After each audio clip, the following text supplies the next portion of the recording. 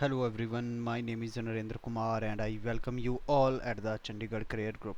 So guys, today we are going to cover the current affair of 31st of May 2021 और ये जो current affair होंगे they will be quite relevant for CDS, CAPF, NDA, SSC as well as State Public Service Commission examination. यदि आप इस video का अच्छे से यूज़ करना चाहते हो then what you need to do, you have to participate. More you will participate, more you will learn.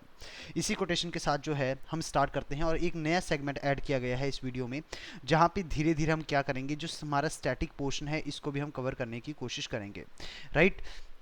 तो सबसे पहला क्वेश्चन ये है कि what is the currency of the Kazakhstan. Kazakhstan की जो है करेंसी क्या है, और आपके ऑप्शन है, एक है rupee, the second one is the rupiah, C is tenge, D is dinar, right. तो आपको जो है इसका जो आंसर है ये कहीं ना कहीं क्या करना है, कमेंट बॉक्स के अंदर टाइप करना है, और इसका जो राइट आंसर होगा ये मैं आपको वीडियो के एंड में बता दूंगा। तो सबसे पहले हम बढ़ते हैं इंपॉर्टेंट डेज एंड इवेंट्स के ऊपर कि आज हमारे पास कौन से इंपॉर्टेंट डेज एंड इवेंट्स हैं। तो सबसे पहले हमें 28 ऑफ मई देखने को मिल जाएगा, और 28 ऑफ मई को आपको क्या देखने को मिल जाएगा, एमनेस्टी इंटरनेशनल देखने को मिल जाएगा। आपको क्या देखने को मिल जाएगा, एमनेस्टी इंटरनेशनल डे आपको देखने को मिल जाएगा। और यदि मैं बात करता हूँ एमनेस्टी इंटरनेशनल डे की, तो ये बेसिकली क्यों ऑब्जर्व किया जाता है, क्योंकि आपको एक ऑर्गेनाइजेशन देखने को मिलेगी जिसका नाम क्या है, इसका नाम है एमनेस्टी इंटरनेशनल, राइट। इसका नाम क्या है, एमनेस्टी इंटरनेशनल। और एमनेस्टी इंटरनेशनल को फाउंड किया गया था 28 ऑफ मई 1961, और इसका जो है हेडक्वार्टर आपको कहाँ पे देखने को मिलेगा सर, हेडक्वार्टर आपको लंदन के अंदर देखने को मिलेगा, राइट।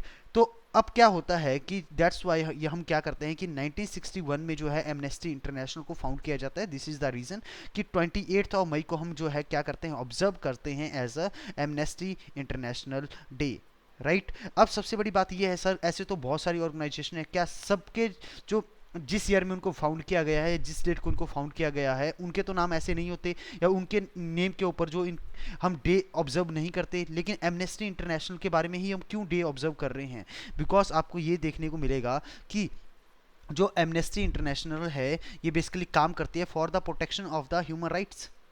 आपको क्या देखने को मिल जाएगा, protection of the human rights, इसके लिए क्या करती है, काम करती है।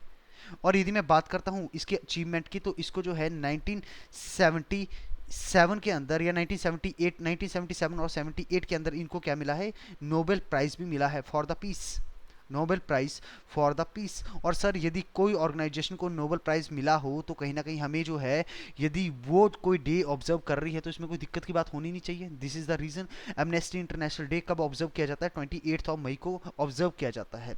यदि मैं बात करता हूँ उसके बाद 29 ऑफ मई को, तो आपको कौन सा डे देखने को मिल जाएगा सर, ये देखने को मिल जाएगा वर्ल्ड डाइजेस्टिव हेल्थ डे। आपको क्या देखने को मिल जाएगा, वर्ल्ड डाइजेस्टिव हेल्थ डे। और जो इसकी आपको थीम देखने को मिल जाएगी, ये क्या है, ओबेसिटी एंड ऑनगोइंग पेंडेमिक। जो ओबेसिटी है, जो आपका क्या है, मोटापा है, ये बेसिकली क्या है, एक तरीके का ये भी पेंडेमिक ही है। तो ये जो इसकी क्या रहेगी, थीम रहेगी। तो अभी तक सर हमने क्या देखा है, हमने दो डे को इंपॉर्टेंट देखा है। सबसे पहले Amnesty International day observe on the 28 of May. दूसरा सर हमने कौन सा देखा है, हमने देखा है वर्ल्ड डाइजेस्टिव हेल्थ डे, जिसकी जो थीम होगी ये होगी obesity and ongoing pandemic. I hope यहाँ तक आपको समझ में आया होगा। अब बढ़ते हैं हम अपने नेक्स्ट डे की तरफ, जो कि 29 ऑफ मई को ऑब्जर्व किया जाता है, उसका है इंटरनेशनल एवरेस्ट डे। आपको क्या देखने को मिल जाएगा, इंटरनेशनल एवरेस्ट डे। और यदि मैं इंटरनेशनल एवरेस्ट डे के बारे में बात करता हूं, तो ये बेसिकली हम क्यों ऑब्जर्व करते हैं, क्योंकि सर 1953 में आपको दो पर्सनैलिटी देखने को मिल जाएंगी। एक का नाम क्या था, एक का नाम था तेंजिंग नॉर्गे, इनका नाम क्या था, तेंजिंग नॉर्गे। और दूसरा आपको क्या देखने को मिल जाएगा, न्यूजीलैंड के जो है, न्यूजीलैंड के जो सिटीजन है जिनका नाम क्या है, एडमंड हिलेरी। इन दोनों ने बेसिकली क्या किया था, फर्स्ट टाइम जो है माउंट एवरेस्ट को क्लिम किया था, चढ़ाई की थी इन द ईयर 1953। अब क्या होता है, जो न्यूजीलैंड के ये जो एडमंड हिलरी है, इनकी क्या हो जाती है, इनकी हो जाती है डेथ। और इन्हीं के डेथ के लिए हम क्या करते हैं, इन्हीं की जो डेथ के लिए हम क्या करते हैं, ऑब्जर्व करते हैं 29 ऑफ मई को as a international Everest day, right. इनकी एज अ डेथ एनिवर्सरी के रूप में हम रिमेंबर करते हैं इंटरनेशनल एवरेस्ट डे को, in on the year, on the day 29 of May. और यदि मैं बात करता हूँ माउंट एवरेस्ट की, तो नेपाल के अंदर माउंट एवरेस्ट को क्या कहा जाता है, सगरमठा भी कहा जाता है। आई होप ये मैं पहले आपको पहले बता चुका हूँ ये वाला पॉइंट। तो जो सगरमठा है ये बेसिकली आपको क्या देखने को मिल जाएगा, it is the alternative name of the mount Everest in the Nepal. और यदि मैं बात करता हूँ किसकी, तिब्बत की, तिब्बत के अंदर जो है इसका अल्टरनेटिव क्या है, इसका नाम है चोमो लुंगमा, क्या नाम है, चोमो लुंगमा। तो ये कहीं ना कहीं आपको पॉइंट बहुत अच्छे से याद होने चाहिए। तो सर अभी तक हमने क्या क्या देखा, हमने ये देखा कि 28 ऑफ मई को एमनेस्टी इंटरनेशनल डे ऑब्जर्व किया जाता है, 29 ऑफ मई को world digestive health day observe किया जाता है, और जिसकी थीम क्या थी, obesity and on going pandemic. और सर यदि मैं बात करता हूँ 29 ऑफ मई की, तो इंटरनेशनल एवरेस्ट डे को जो है ऑब्जर्व किया जाता है। क्यों? क्योंकि इस दिन जो एडमंड हिलरी है, इनकी जो है डेथ एनिवर्सरी होती है। और जो यदि मैं बात करता हूँ एडमंड हिलरी और तेंजिंग नोगे की, तो ये दोनों ने मिलकर 1953 में फर्स्ट टाइम माउंट एवरेस्ट को क्लिम किया था। और यदि मैं बात करता हूँ सर किसकी, माउंट एवरेस्ट की, तो नेपाल के अंदर इसको सागरमठा कहा जाता है। और यदि मैं बात करता हूँ तिब्बत की, तो तिब्बत के अंदर इसको चोमलुंगमा जो है ये कहा जाता है। तो कहीं ना कहीं ये पॉइंट आपको अच्छे से याद होनी चाहिए। बढ़ते हम अपनी नेक्स्ट कैटेगरी की तरफ, awards, honour, person as well as the appointments. और आज हमारे पास बहुत अच्छी आपको क्या देखने को मिल जाएगी, बहुत सारी अपॉइंटमेंट्स देखने को मिल जाएगी। तो सर सबसे पहले आपको ये याद रखना है कि सीरिया के बारे में, सीरिया की यदि मैं बात करता हूं तो आपको क्या देखने को मिल जाएगा, जो बशर अल असद है, कौन देखने को मिल जाएंगे, बशर अल असद। ये बेसिकली क्या बने हैं सर, ये जो है 4th टाइम बने हैं आपके प्रेसिडेंट ऑफ द सीरिया। तो अब आपसे कभी पूछा जाए कि who is the president of the Syria, तो आपका आंसर क्या होना चाहिए, बशर अल असद। और यदि रिसेंटली इनमें से बशर अल असद जो है प्रेसिडेंट बने हैं, कौन सी कंट्री के बने हैं, 3-4 ऑप्शन आपके पास होंगे, तो आपको क्या करना है सर, राइट आंसर मार्क करना है एज अ सीरिया। उसके बाद आपको क्या देखने को मिल जाएगा, ये पर्सनैलिटी जिनका नाम क्या है, BVR सुब्रमण्यम, इनका नाम क्या है, BVR सुब्रमण्यम। अब बेसिकली ये क्या बन गया, हमारे कॉमर्स सेक्रेटरी बन गए हैं। तो हमारे कॉमर्स सेक्रेटरी अब कौन है, हमारे इनका नाम है BVR सुब्रमण्यम, BVR सुब्रमण्यम। और सर यदि मैं BVR सुब्रमण्यम के बारे में बात करता हूं तो 1987 के ये आपको क्या देखने को मिल जाएंगे, ये जो है IS बैच से निकले हुए हैं। और ये बेसिकली करंटली क्या है, करंटली ये चीफ सेक्रेटरी थे, कहाँ पे, जम्मू एंड कश्मीर पे। अब क्या हो गया है, यहाँ से इनकी जो पोजीशन है आगे प्रमोट इनको किया गया, और ये क्या बन गए, अब कॉमर्स सेक्रेटरी बन गए हैं, और इनका नाम क्या होगा, BVR सुब्रमण्यम होगा। और सर यदि मैं बात करता हूँ किसके बारे में, सुमंत कुमार गोयल के बारे में और अरविंद कुमार के बारे में, तो आपको क्या देखने को मिल जाएगा, जो सुमंत कुमार गोयल है, ये बेसिकली आपके क्या देखने को मिल जाएंगे, ये जो है आपके हेड देखने को मिल जाएंगे रॉ के। रॉ का मतलब क्या है, रिसर्च एंड एनालिसिस विंग। तो इसके जो चीफ कौन है, सुमंत कुमार है। और आपको इंटेलिजेंस ब्यूरो के जो हेड देखने को मिल जाएंगे, इनका नाम क्या है, अरविंद कुमार। इन दोनों के टर्म को 1 ईयर के लिए क्या कर दिया गया है, एक्सटेंड कर दिया गया है। ऐसा माना जाता था कि इनका जो टर्म है ये मई 2021 में खत्म होने वाला था, लेकिन गवर्नमेंट ऑफ इंडिया ने क्या कर दिया है, इनका जो टेन्यूर है इसको कहीं ना कहीं थोड़ा सा आगे बढ़ा दिया है, 1 साल के लिए एक्सटेंड कर दिया है। तो आई होप ये कहीं ना कहीं नाम आपको बहुत अच्छे से याद रहेंगे। और यदि सर मैं बात करता हूँ किसके बारे में, यदि मैं बात करता हूँ बशर अल असद के बारे में, तो ये क्या बन गए हैं, आपके जो है प्रेसिडेंट है सीरिया के।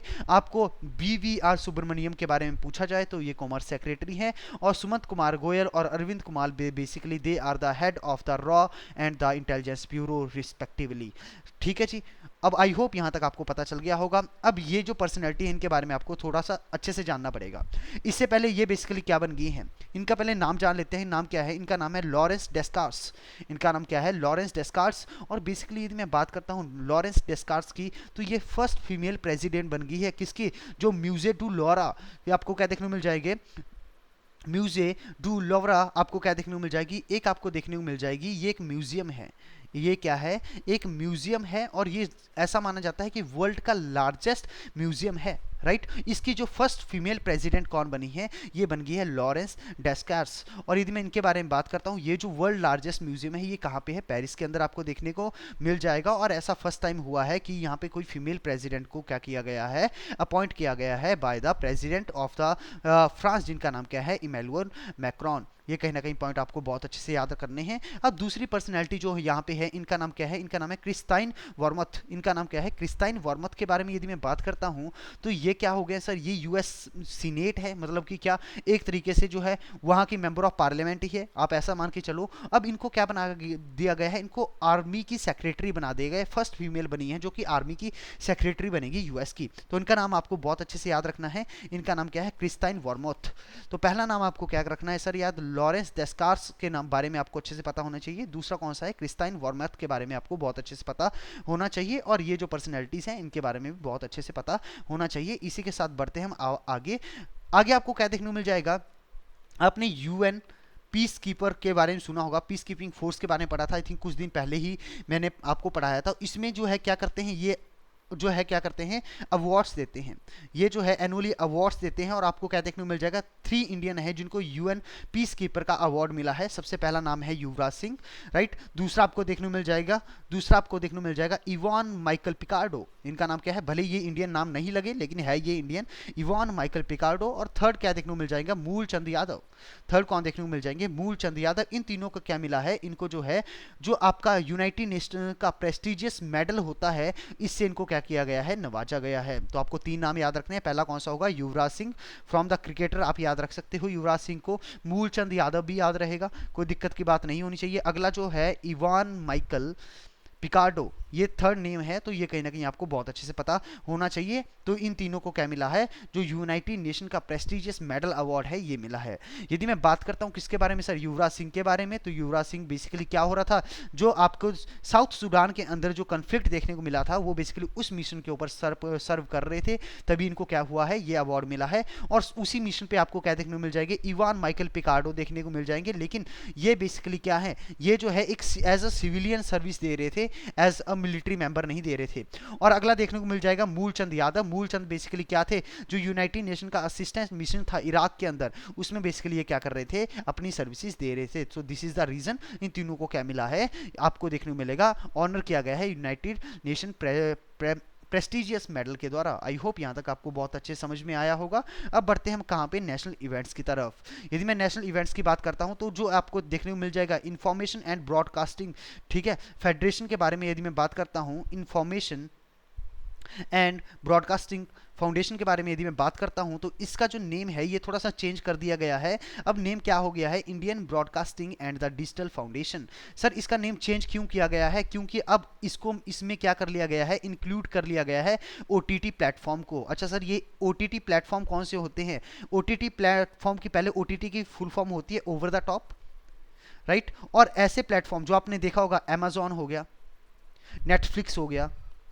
ठीक है। तो ऐसे प्लेटफॉर्म्स को बेसिकली क्या किया गया है, इनको जो है ये कहीं ना कहीं अब जो है किसकी, Indian broadcasting and the digital foundation, इसकी बेसिकली निगरानी के अंदर ये कहीं ना कहीं आ जाएंगे। तो अब आपसे जो है आपको पता होना चाहिए, रिसेंटली जो है आपको देखने को मिल जाएगा इंडियन ब्रॉडकास्टिंग एंड फाउंडेशन का जो नेम चेंज क्या किया गया है, Indian broadcasting and digital foundation. क्यों, क्योंकि सर इसके अंदर ओटीटी प्लेटफॉर्म को भी इंक्लूड किया गया है, जो कि क्या चलते हैं, डिजिटली कंप्लीट होते हैं, इसलिए जो है एक डिजिटल वर्ड को इंक्लूड किया गया है। आई होप यहां तक आपको बहुत अच्छे समझ में आया होगा। अब यदि मैं बात करता हूं सर इंटरनेशनल इवेंट्स की, तो आपको देखने को मिल जाएगा हांगकांग की एक वुमेन है जिनका नाम क्या है, इनका नाम है सी सेंग यंग हुंग। इनका नाम क्या है, सेंग यंग हुंग इनका नाम है। और आपको क्या देखने को मिलेगा, ये बेसिकली इन्होंने जो है एक जो है इन्होंने जो रिकॉर्ड था, वर्ल्ड रिकॉर्ड था किसके लिए, जो fast and ascent of the climax of the Everest, मतलब कि क्या, कि एवरेस्ट के ऊपर सबसे फास्टेस्ट चढ़ाई करने का जो अवार्ड था, ये भी जो रिकॉर्ड था, ये बेसिकली किसने तोड़ा है, ये आपको देखने को मिल जाएगा सेंग युंग हुंग के द्वारा इसको तोड़ा गया। और सर इनको उन्होंने क्या किया, अराउंड 26 आवर के अंदर जो है कंप्लीट माउंट एवरेस्ट की चढ़ाई कर ली। इससे पहले जो है ये रिकॉर्ड किसके नाम था, ये आपको देखने को मिल जाएंगे नेपाल की जो एक पर्सनैलिटी है जिनका नाम क्या है, इनका नाम है जांगमू लामा। इनके नाम ये रिकॉर्ड था और कहीं ना कहीं इन्होंने क्या किया था, अराउंड जो है 39 आवर लिए थे। लेकिन जो है आपको क्या देखने को मिल जाएगा, सेंग युंग हुंग ने इसको क्या किया है, ओनली 26 आवर के अंदर क्लिम करके जो है वर्ल्ड रिकॉर्ड बना दिया है। तो ये पॉइंट कहीं ना कहीं आपको क्या रखना है, याद रखना है। और ये रही इनकी पिक्चर। यदि मैं स्पोर्ट्स की बात करता हूं, हमारे पास कोई भी करंट अफेयर नहीं है, रिपोर्ट्स एंड इंडेक्सेस में कोई भी करंट अफेयर हमें देखने को नहीं मिलेगा, डिफेंस में हमारे पास कोई भी करंट अफेयर नहीं है। यदि मैं गवर्नमेंट स्कीम्स की बात करता हूं, तो 3 आज हमारे पास इंपॉर्टेंट स्कीम्स है। सबसे पहले देखने को मिल जाएगा मिशन ऑक्सीजन सेल्फ रिलायंस, ठीक है जी। पहला क्या है, महाराष्ट्र के द्वारा जो है एक मिशन को लॉन्च किया गया जिसका नाम क्या है, मिशन ऑक्सीजन सेल्फ रिलायंस। अच्छा सर, इसमें होगा क्या, इसमें कुछ नहीं होगा कि जो महाराष्ट्र की गवर्नमेंट है ये बेसिकली करेगी क्या, जो आपकी इंडस्ट्रीज हैं जो कि क्या करती है, जो कि आपकी ऑक्सीजन बनाती है, उनको बेसिकली क्या कर देगी, उनको थोड़ी बहुत सब्सिडी देगी। और क्या किया जाएगा, कोशिश की जाएगी कि जो नीड है ऑक्सीजन की उसको कहीं ना कहीं फुलफिल किया जाए। तो ये मिशन का ये सारा का सारा काम रहेगा। तो मिशन ऑक्सीजन सेल्फ रिलायंस किसका है, ये महाराष्ट्र का है, सिर्फ इतना पता होना चाहिए, more than enough for your examination. और सर यदि मैं बात करता हूं किसके बारे में, यदि मैं हरियाणा के बारे में बात करता हूं, तो हरियाणा ने लॉन्च किया है संजीवनी परियोजना, to treat the Covid patient at the home. अब आपको क्या देखने को मिल जाएगा, क्वेश्चन आपसे ये पूछा जा सकता है सर कि संजीवनी परियोजना बेसिकली जो है ये किसकी है। संजीवनी परियोजना ये स्कीम बेसिकली किसकी है, तो ये आपको हरियाणा की स्कीम देखने को मिल जाएगी। और इसमें ऐसे लोग जिनको माइल्ड सिम्टम है, किस चीज़ के माइल्ड सिम्टम है कोविड 19 के, उनको बेसिकली क्या किया जाएगा, ट्रीटमेंट दिया जाएगा अंडर द संजीवनी परियोजना। और ये बेसिकली जो स्कीम है मेनली जो आपको रूरल एरियाज है उसके लिए जो है ये स्कीम लॉन्च की गई है हरियाणा के द्वारा। और सर ये मैं बिहार की बात करता हूँ तो बिहार ने बेसिकली क्या किया गया, हिट कोविड ऐप जो है लॉन्च किया है। तो यदि आपसे पूछा जाए हिट कोविड ऐप किसकी है तो आपको क्या पता होना चाहिए, सर ये बिहार की है। ताकि क्या किया जाए, जो आपके पेशेंट है कौन से कोविड 19 के, उनके ऊपर जो है रेगुलर उनकी मॉनिटरिंग की जाए, उनके ऊपर देख रेख रखी जाए। राइट, आई होप यहां तक आपको बहुत अच्छे से पता चला होगा। यदि मैं बात करता हूं पॉलिटी की, कोई भी करंट अफेयर नहीं है, इन्वायरमेंट में कोई भी करंट अफेयर नहीं है, समिट एंड कॉन्फ्रेंस में भी कोई करंट अफेयर नहीं है, साइंस एंड टेक में भी कोई करंट अफेयर नहीं है। इकोनॉमी के अंदर हमारे पास एक इंपॉर्टेंट है, यदि आपसे पूछा जाए कि रिसेंटली जो है कौन सी कंपनी ने बिग बास्केट के अंदर जो है स्टेक को बाई किया है, तो आपका आंसर क्या होना चाहिए सर, टाटा डिजिटल ने किया है। बस आपको इतना क्वेश्चन पूछेगा। अब इसके एडवांटेज क्या होंगे, डिसएडवांटेज क्या होंगे, nobody is going to ask. So this is all for today and I hope you enjoyed the current affair. और कहीं ना कहीं आपको बहुत अच्छे से ये चीज़ें समझ में भी आ गई होंगी। यदि मैं बात करता हूँ सर किसके बारे में, सबसे पहले हमने जो है, यदि मैं करंट अफेयर की बात करता हूँ, सबसे पहले हमने क्वेश्चन से यहाँ पे स्टार्टिंग की थी। और इसका जो राइट आंसर होगा option C will be the right answer, कि जो टेंगे होगा ये बेसिकली आपको क्या देखने को मिल जाएगी, it is the currency of the Kazakhstan. और सर यदि मैं बात करता हूँ इंपॉर्टेंट डेज की, तो सबसे पहले हमने 28 ऑफ मई को देखा एमनेस्टी इंटरनेशनल डे। उसके बाद 29 ऑफ मई को हमने वर्ल्ड डाइजेस्टिव हेल्थ डे देखा। और 29 मई को ही हमने इंटरनेशनल एवरेस्ट डे भी देखा।